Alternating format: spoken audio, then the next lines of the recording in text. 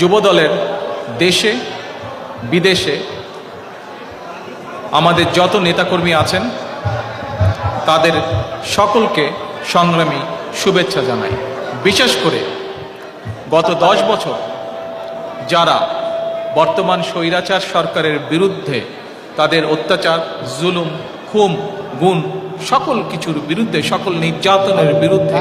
রুখে দাঁড়িয়ে আছেন, তাদের প্রতি রইল আমার আন্তরিক শুভেচ্ছা। একই সঙ্গে আমি স্মরণ করতে চাই আমার যুবদলের সেই সকল নেতাকর্মীকে যারা বিভিন্ন সময়, বিশেষ করে বর্তমান স্বৈরাচারের গত 10 বছর ধরে বর্তমান স্বৈরাচারের বিরুদ্ধে আন্দোলনের সময়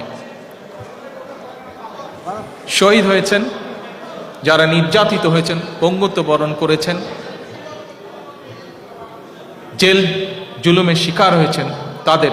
সকলকে আমি শ্রদ্ধাভরে